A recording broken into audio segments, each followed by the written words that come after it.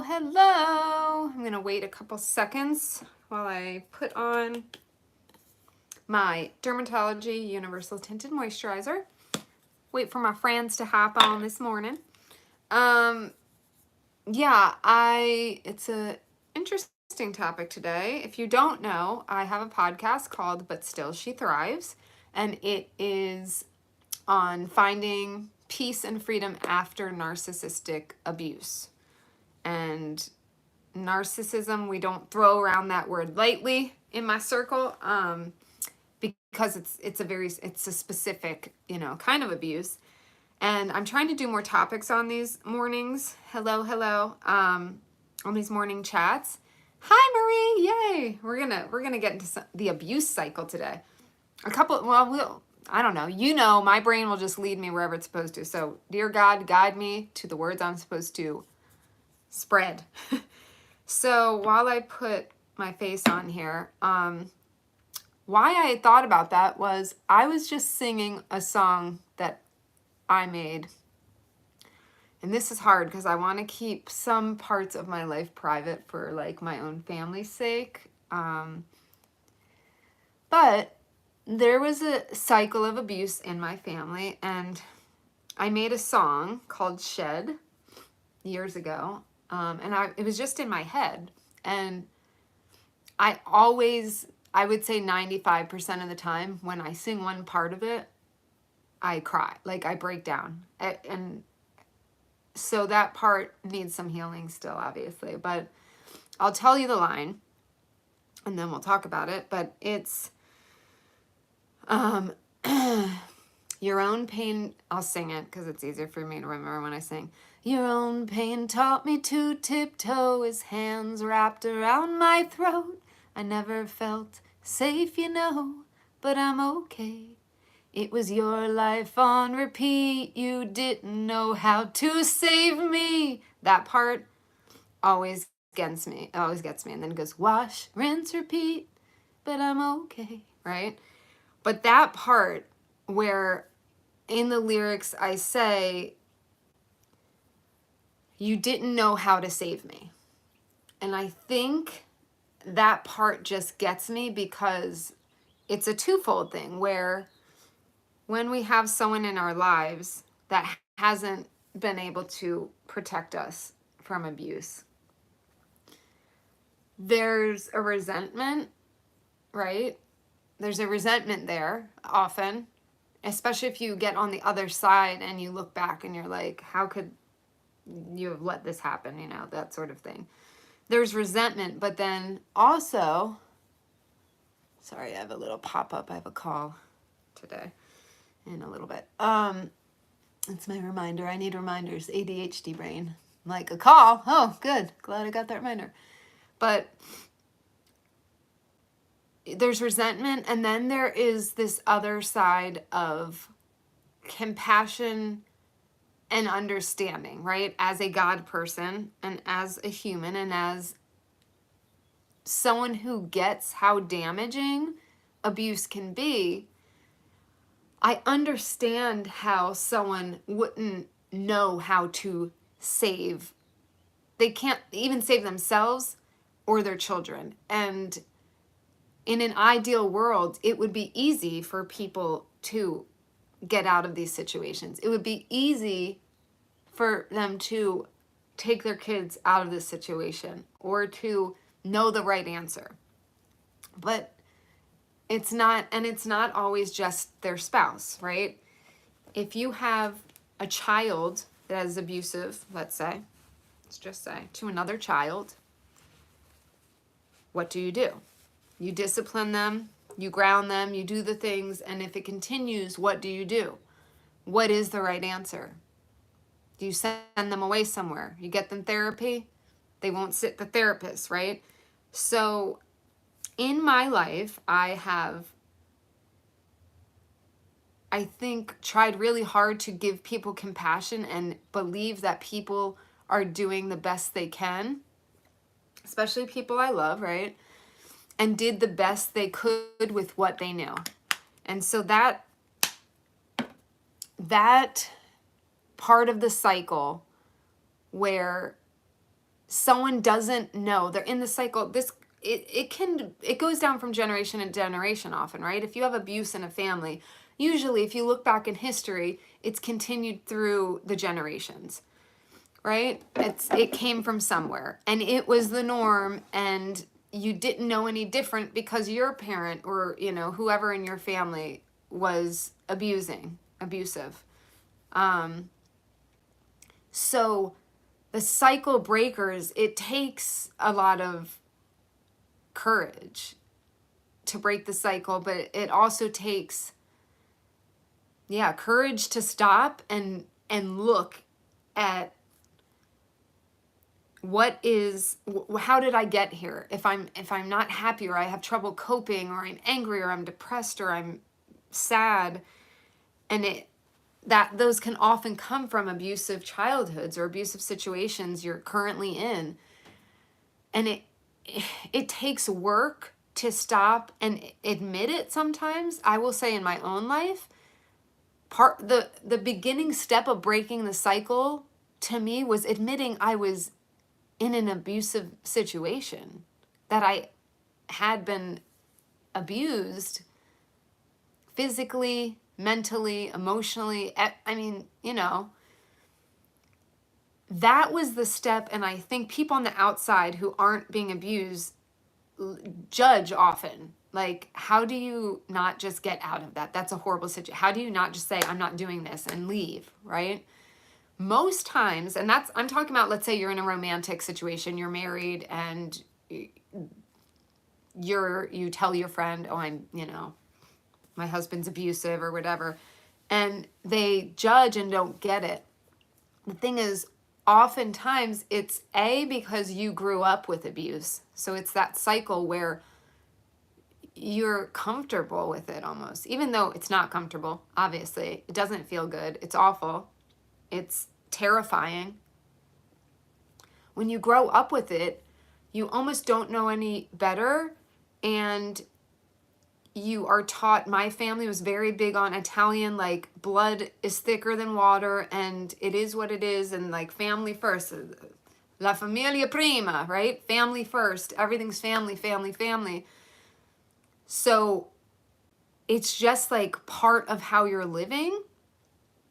And I did not know until I was 8. I'll be honest, I had been abused most of my life. When I was 18, one of my friends witnessed this abuse and cried and said, what the hell was that? And I really was like, yeah, no, it's kind of crazy.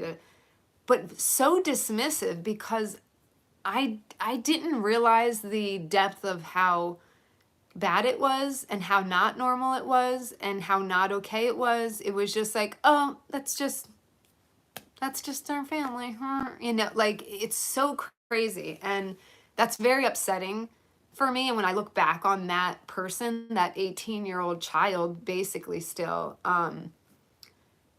that gets me in my heart, because God, nobody should live like that. And I do get emotional sometimes about this stuff. So, but I'm going to start getting more emotional because it's so important. And I'd rather sit here and, tear up about it and share some of my story, because I know people can relate. And I know that there are people out there that understand what it's like to feel like it's normal and dismiss it as that's just who they are. And, there's good parts of them, and you excuse things, you gloss over abusive behavior. So breaking the cycle, it took me, first of all, recognizing how bad it was, right? The first step was when my friend told me, like, this is not okay, what's going on? And I was like, okay. It kind of sat in there, but I still took it for 4 more years. The last time I was hit in the face by this person, I was 22 years old. And that was my breaking point. I think because I had been out of the house, I had been through college, and I remember thinking, I'm like a grown adult out of college, and I'm laying on the floor with a man on top of me that's punched me in the face. And it was a moment that clicked that this is no longer okay, even though it wasn't okay ever. Something about being a full-grown adult in my mind at 22, which, you know, he's still kind of a baby. And I would fight back often. And in this moment, when I was getting punched in the face, I laid there still, and I said, "Do you feel like a man?" As he was hitting me. "Do you feel like a man? Do you feel like a man?" And I was looking him right in his eye, and I was just like done at that point. Like I was just, no, like something clicked in me where I wasn't going to take it anymore. And I said some things I can't say publicly that I'm proud of myself for saying. And it changed the dynamic. And he said, "F you." I basically threatened him. "If you touch me again, blah, blah, blah, blah. I'm not going to say it publicly. He said, "F you, F you," started crying because he had lost control of me, right? Narcissists can't handle not having control. They cannot handle it.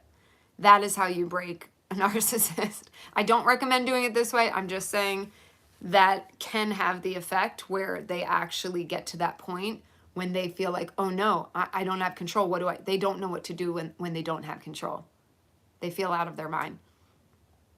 So that was the last time he hit me. There was still emotional stuff that went on after that. And that took me a while, because in my mind then it was like, okay, the physical part was over. And it took me a while to realize the emotional part was still abuse, right? Because you're so relieved to not be getting hit in your face that like emotional seem like nothing, though we know an emotional abuse. If you are on the other side or just know about abuse, emotional can be as bad, if not worse, right? So having that emotional abuse go on, it took me then, I would, I'd say stuff back and whatever, but it actually took me having my own family. And this is where the cycle really broke, where my big aha, hallelujah happened. It took me having a family, having a child, and something emotional. There was emotional abuse that went on, and I got so shaken up, so stressed out. I ended up, it's a weird story, but my blood pressure and everything got so bad. I ended up like bleeding out of my ear. I had to go to the hospital, and I was sitting in there and I was like, I have a family now. I'm not putting up with this anymore. I'm not going to do this anymore. And it sucks. It took those things. It took my friends seeing me being hit. It took me being 22 on the floor getting beat in the face. And then it took me having the motivation of a child and family, to finally really break the cycle. And that is how I did that, was disconnected completely, right? And that is our goal with narcissistic abuse. It has hidden scars. Absolutely, Marie. So I disconnected. And with that comes a whole other fun thing. And this stuff will all come out. It's come out some of it on my podcast, whatever.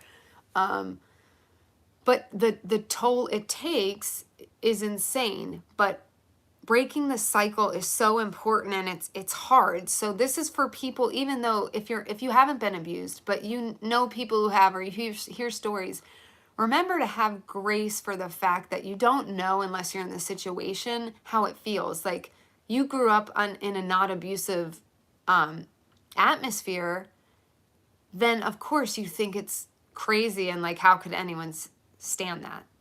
But imagine you grow up with that around you. You don't really know any different, or that it's wrong, or you're told you've caused it, right? That would happen, as a kid. Well, if you just did what I said, you wouldn't have a black eye, right? Yeah, and I have on my podcast. There's a lot of that talking and topics that have been on there and will be on there more. I talked about the guilt trips of other people on one of my episodes.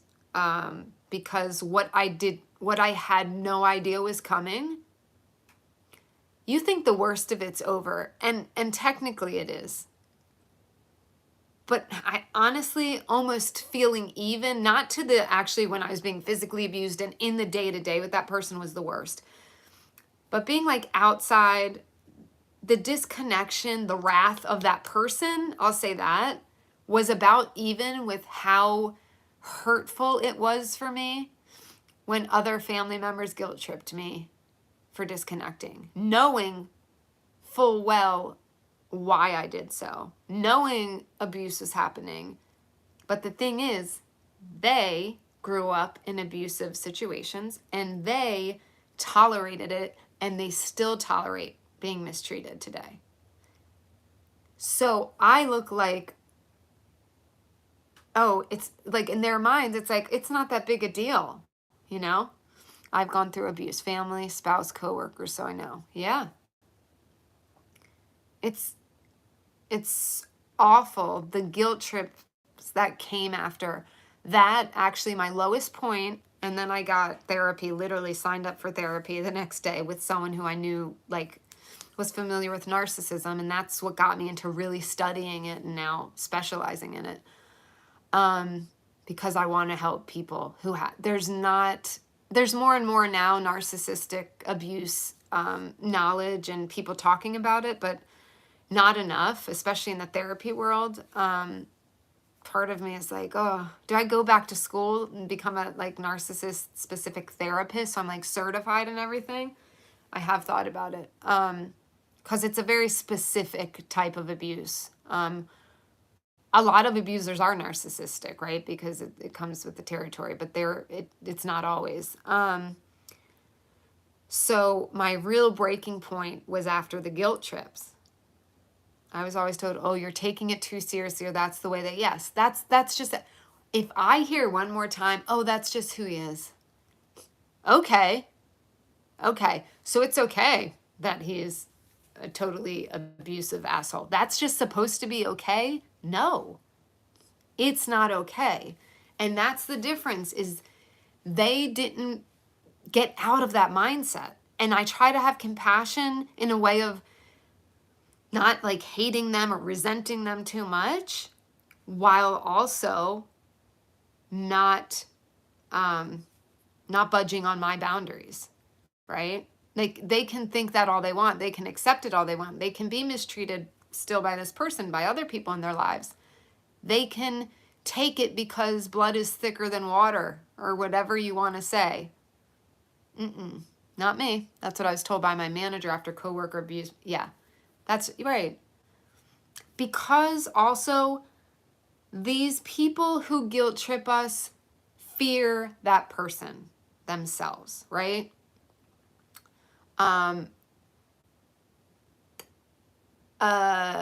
You walked. Good for you, Marie. Good. A narcissistic person will discard people very easily if they don't do what they want. So in these situations, how they use triangulation is they will also use other family members. Like I know for a fact, this person guilt tripped another family member to saying, this is your fault that we're not speaking anymore. You need to fix it. Another brick. Yeah. Good. We like those bricks. This is another thing, right? Like another thing they do, they pin it and guilt trip someone. So then that person is now going to guilt me on behalf of the narcissist, because why this person is scared of the narcissist. That's not my shit. I'm not scared. I'm not scared anymore. And I mean, I could cry saying that out loud. Ooh, I might. I'm PMSing, y'all. Excuse me. But I might cry over it anyway. It's a very emotional thing. I don't love going into my story because it's hard, right? But I went 30, I don't know, almost 32, 33 years. By the time I was out of therapy and feeling more confident and moving forward a little, 33 years of my life I spent terrified of this person. I'm not scared anymore. I'm not scared. And that is worth so much. It's so freeing. And I don't know that I ever thought I'd be not scared. And so I'm here also to give hope that you can disconnect, you can heal, and you can get to this point. They start to back off eventually, yeah, but I was guilt tripped too. My children were used. Yeah, and I will say that. I'm glad you brought that up about the guilt tripping and the backing off. I will say over time, when you stick to your boundaries and you keep repeating, like, your guilt trips are not, I literally will say, this is not working. This isn't okay. It's not working. Your guilt trip's not working on me. I am not connecting to that person. I want you to hear that for the last time. I have had to say, if you mention their name again, I'm going to have to distance from you. I do not have tolerance for guilt trips. That is like, a trigger with me, because narcissists do that all the time. And I'm no longer here for guilt trips. No longer, no one should be here for guilt trips anyway. But it was a part of my life so much, I thought guilt trips were just the norm. I'll be honest. You said the same thing. Yes, good for you. I love it. See, Marie? You got it, girl. Yeah. So in order to break the cycle, you have to realize how jacked up it truly is. And you have to disconnect from that person.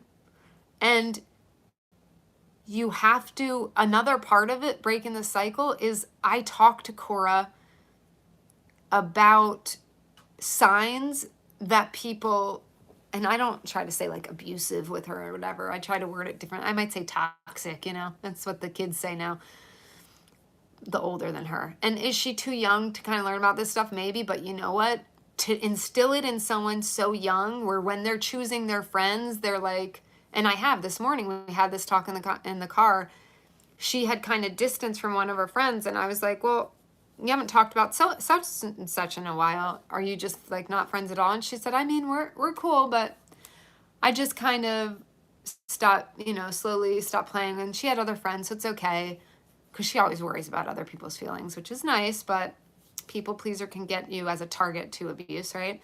But she said, I just felt, she goes, I listen to my body, like you said. And she was saying things, and I noticed she was saying little lies. And it felt like, I forget her exact words. Yeah, good for Cora. Yeah, she goes, I just felt in my body like it just didn't feel nice. And I had made other friends, and I felt like this feels easier. And I was like, yes, that's what I'm talking about. Your body feels more at peace when you're walking on eggshells. And she stopped me and she goes, yes, it was like with her, I felt like she would be mad if I would play with anyone else, or she would get sad, or like Cora said to her, what if I play with you every other day? Because she had other friends she wanted to play with, and this girl wanted her to herself, and the girl said, no, I don't want to do that. And Cora, which I'm so glad I'm teaching her this, because she is really a people pleaser by nature. And she said, you've helped me with this, so I'm glad. Yeah, thank you, Marie, because it's important to me that she doesn't get walked all over, because she's so sweet. And she said, I said, so what'd you do? And she said that. And she said, I did it anyway. And then she started, ignoring me more and stuff, probably because I didn't do things her way. And she goes, but that's okay. And I'm like, oh, like it gives me hope for her, So I think part of breaking the cycle is having conversations about this stuff on a age appropriate. Hey, Virgonista. Really, yes, not to be manipulated. Right. 8 years old. And I told her, I teach her to, we meditate, I teach her, we don't sit there and all day or anything, but I'm very, she learns from me, yeah. And she's, I've had friends in recent years that I tried to let back in and see if our friendship could work, and I do explain to her, it didn't work. Like, me and a friend tried to kind of reconnect, and no hard feelings. I love her. I care for her. If there's an emergency, I'm here. Maybe once in a blue moon we can hang out. But day-to-day life, it wasn't working. And it was great for me to feel like I could talk about that to Cora in an age-appropriate way of, just so you know, because she knew the friend was like in my life and then wasn't. And she was like, oh, yeah, kind of like the same thing. Like, oh, you haven't talked about or gone out with such and such. And I said, yeah, and that's okay. We tried and it just didn't feel right in my body. I mean, that's what it comes down to. Being so in touch with your body that if you stop and you're like, does this feel peaceful? Do I give grace? Does everyone have bad days? Do people say things they regret and then apologize or act out because they're PMSing and then say, oh, sorry. I might snip at Mike when I'm PMSing. I probably do. But I'm like, oh, sorry, I'm PMSing. It's not an excuse, but it's my reason, But I just felt like it didn't feel at peace. And if there's a pattern, same thing with abuse, and I'm not saying this person's abusive, I'm just saying when there's patterns that keep coming up, that's when it's time to disconnect for me. One moves on. An ex-friend had asked for help but wasn't honest. I said no. They played the same game. I had to protect myself. Yeah. Protect your peace. Shields up. That's how my podcast ends. Shields up. Just protect your peace. But that's all it is. I don't want to attack people. I don't want to show people what's up and call them out and do that. Like when I was younger, I feel like I would call people out more like this when I saw wrong. And I mean, I'll do it to an extent, but with like societal issues or whatever, I'll have to watch them. Yeah, listen. It's But Still She Thrives, if you don't know, But Still She Thrives. But man, now just think of it as you're just protecting. So instead of feeling angry and assertive in a nasty way, or I'm going to tell you what's up and I'm going to make sure, because you can go the extreme. When you overcome narcissistic abuse and you finally feel confident, I will say, I went the other extreme at first where I was like, I'm going to tell you what's up. And it was like kind of aggressive because I was so excited to be in control of my own life and thoughts that I was just like, oh, like just extreme. The pendulum kind of went whoop this way. Now I feel like I'm more balanced where I will calmly and firmly set my boundaries, and I'm so straight up, it's abnormal. But I think it is that honesty is the best policy. And I said to my friend, and I love that I could do this and it didn't end in like World War II, because in the old days I would have maybe gotten nasty or really had to prove all these points and keep going. And I said, I don't want to do it. We went back and forth a couple times, not mean, but just explain it. And I was like, I just don't want to do this. And I said, I love you. I care about you. I just don't feel like we can be in each other's day-to-day life. That was the truth. I said, maybe we can hang out once in a while, And she was like, well, no, like she wasn't down for that. And I get that because it does seem kind of weird. You go from being friends to, it's like going from marriage to dating or something, right? Okay, like, cool. I was just, brainstorming. But to be able to be that honest and not be afraid, I think that's what it is. We're so afraid to be honest. And it all came from love. And I do have love for this person. But day to day, it wasn't working, And that's okay. And that's why said to Cora, I'm like, it's okay. You can still love someone and not feel like it's a great fit. I'm definitely at that place. Hi, Viva. Where I don't feel the need to explain or disrupt my energy for anyone. Isn't it such a beautiful place? Like, it's so freeing. And that's the word I used with, and that's why I say peace and freedom in my podcast. That's what it is. I love people from a distance. Yeah.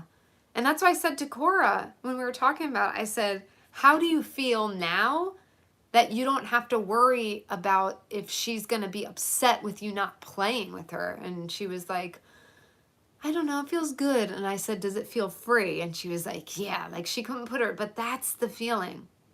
It's freedom. You get to be who you are without somebody saying that's not good enough. And that's what happened in my friendship with this person. I felt like it was a pattern that she wanted more and expected more out of me than I could give at this juncture in my life, or just we have different feelings on different things about what is appropriate or not appropriate to do.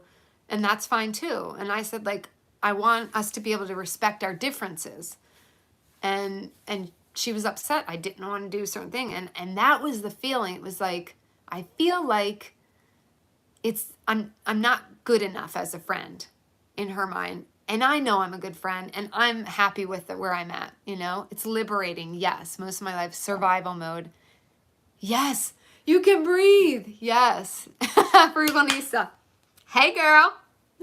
We're just going to wave from way across over here. Kisses. And, you know, with that person, that's separate. It's not abusive. It's just an example of listening to your body when patterns come up, feeling like, nah, this isn't working, you know? Again, I have grace. I have some amazing, uplifting friends that have been in my life for years, and man, they're awesome. They're like my biggest cheerleaders, right? I have one, she lives in Florida, one lives here. She just moved back from New York. And it feels safe to be their friend, right? You feel free and safe. Like, feeling safe emotionally in a relationship is so important. Do you feel safe with that person?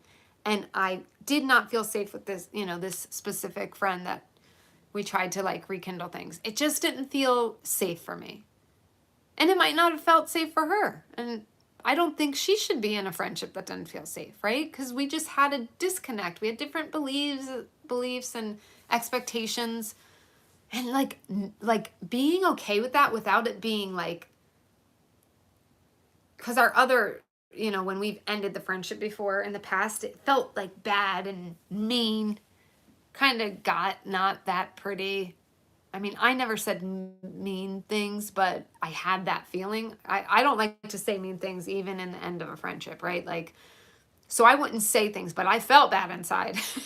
I had a lot of very bad negative feelings.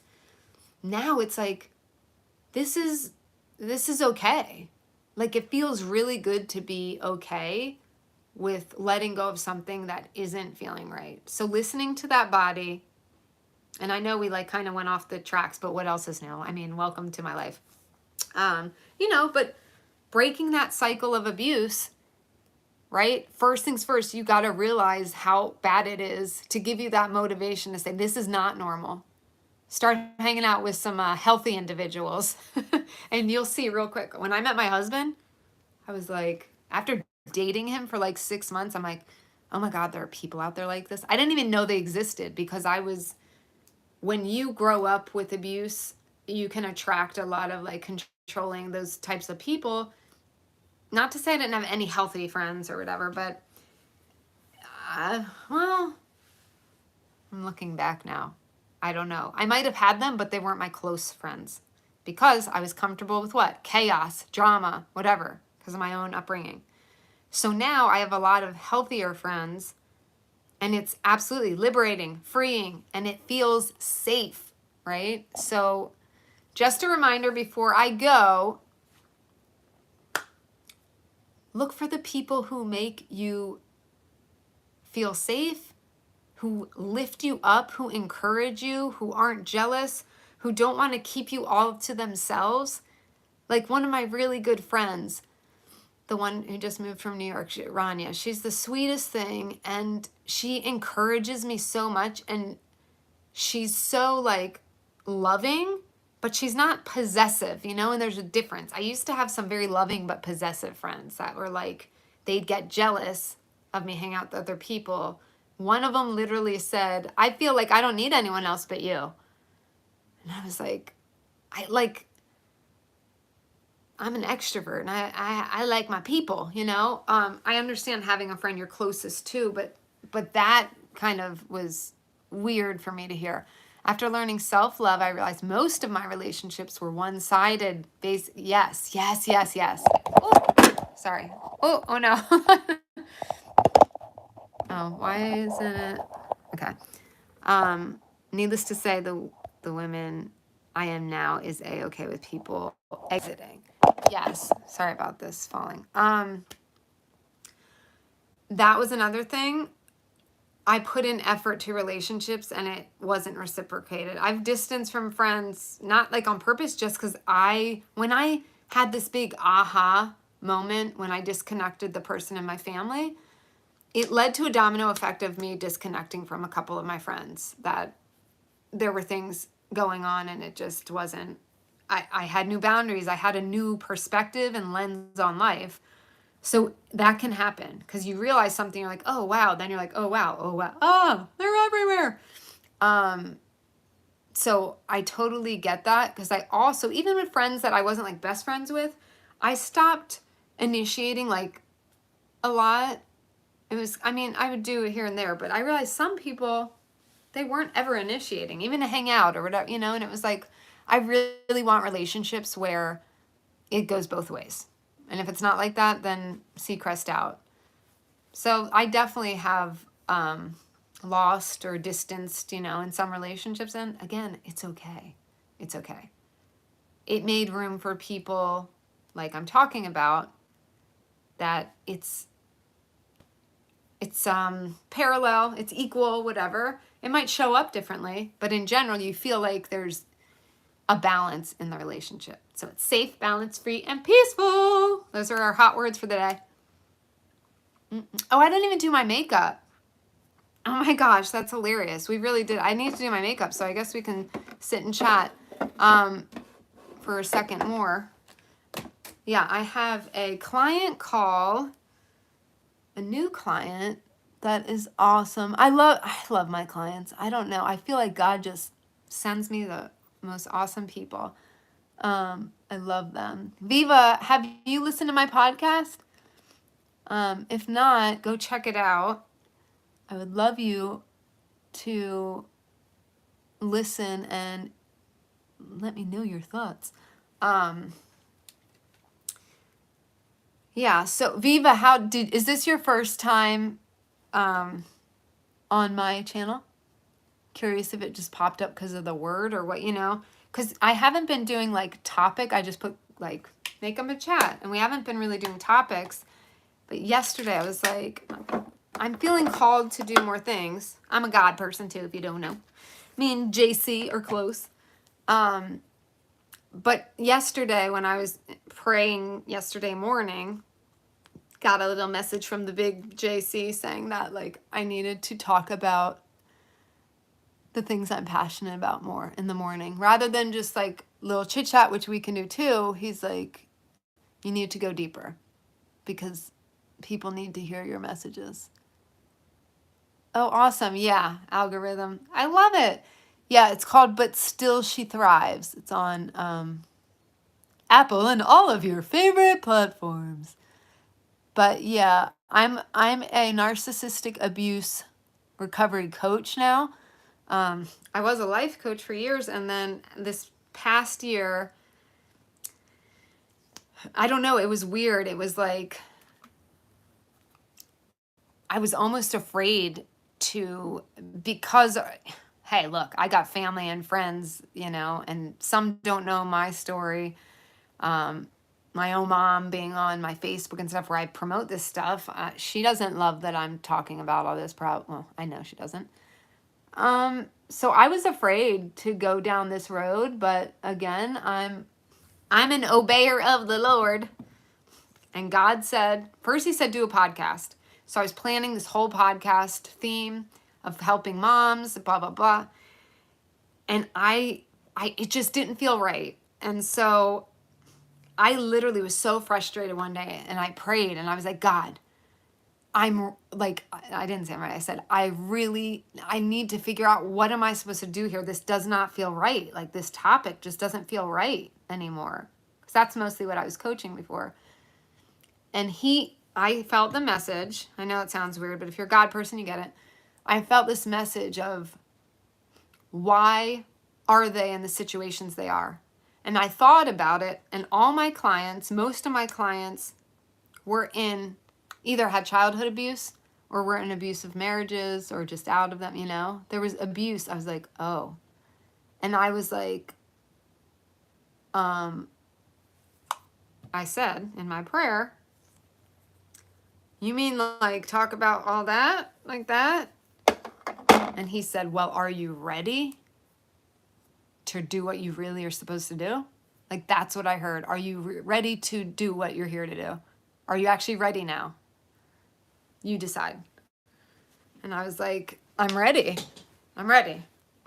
And I remember just feeling overwhelmed with emotion. I was like, I'm ready. And he was like, let's go. And so I changed everything, scrapped everything, started over, because when you plan, just so you know, podcasting isn't just like you show up and podcast. Childhood trauma ain't no joke. No. I do my Milani cream blush. It is no joke. And,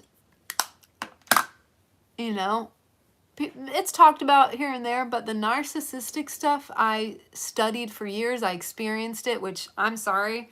I'm all about going through experience rather than reading it in a book. I'd rather be coached or therapied by somebody who has actually been through it.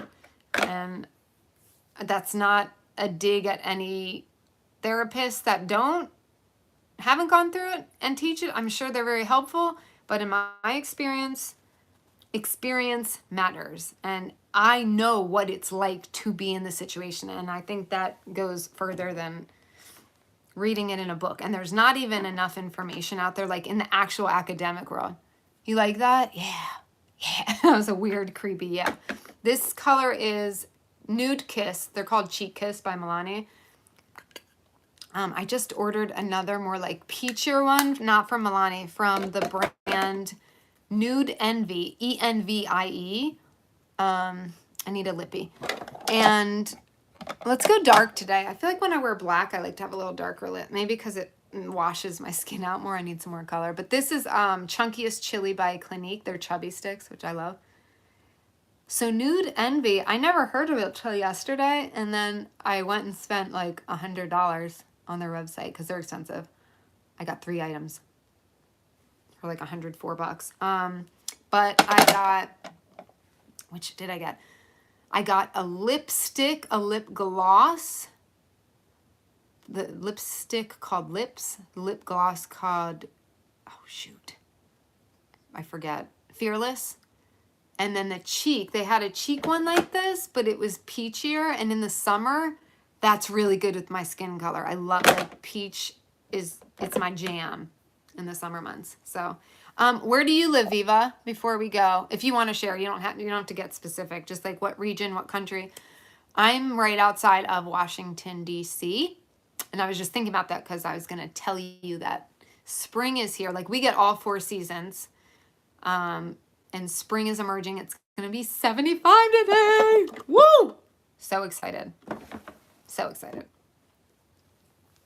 Oh, I didn't brush my hair yet, did I? I felt like, I don't know why I thought I remembered brushing it, but nope. That's a big nope. But yeah, so Marie, who's on here, has been following me. I started out as a makeup channel, like doing tutorials and stuff. Massachusetts. Oh, okay. So you get most of the seasons too. And then I did this thing called Whiny Wednesday, which really, really hit. That's what like skyrocketed my channel. I used to have like 30,000 people. Oh, you used to live in Maryland? Yeah, I love it here. I will say I could do without the winter being so cold, but it was mild this year. Like it's getting better. Unfortunately, probably due to global warming. Minor thing. But so I did Whiny Wednesdays, which was fun. I would like drink wine, review it, which was really like smells like wine. And we would like chat. Remember those days? Were you with me then, Marie? I forget. Sorry, I'm getting old. It's perimenopause coming. And then I did like hauls where I, you know, buy stuff and show it. I mean, I've done all sorts of videos. Yeah, you hate the winters too, Marie. Mm-hmm. Yeah. So Marie's been along for a lot of the ride. I don't know. Our boys aren't here, or they weren't interested in this topic. Bubble's not here, right? 45 minutes. I really did it today. And he's actually the one yesterday who said I should do hour-long lives. So wish granted, Bubbles. Here we are. Whiny Wednesdays. Yeah.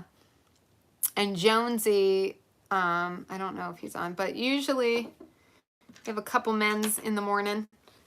But hopefully this morning stuff will grow, and I'll talk about topics that like actually impact, and we can have our little side chats about whatever too, like blushes. Oh, decluttering, duh. That had another big bump. I was getting thousands of views on those videos at a time. That when I did the 40 bags in 40, I fell off this time. I failed, but time-wise, it's been hard. Oh, Viva. Thank you so much. Oh, well, welcome. I'm so glad we got put together today. Love that. Thank you for joining. I'm glad that we got put together. Yes, welcome. And Marie's awesome. We love her. She's an amazing human too. So we have our little morning family. Hopefully it will grow. We can have more family, not too crazy. I don't like things to get too big, you know? I like it where I feel like I can still connect and like know people. So anyway, I have a call soon. Sugar, my sugar, that made me so happy yesterday. Woo, teardrop. Sugar in the coffee in the morning. Yes. So, yeah, tomorrow I'll be back. Tomorrow's Friday, y'all. Woo woo. Usually I don't do weekends. I'll try to do every morning. I think it's a good thing to keep up with every weekday morning. And if I feel like it on a weekend, or if time allows, you know, I have my little daughter and hubby running around on the weekends. All right. Well, have a beautiful, blessed day. And remember, listen to your body. Look, I got a little star. Woo! Isn't that fun? All right. Bye, y'all. Deuces. We always end with smooches and deuces now. Smooches and deuces. Whoa, whoa. And I dropped the phone a lot.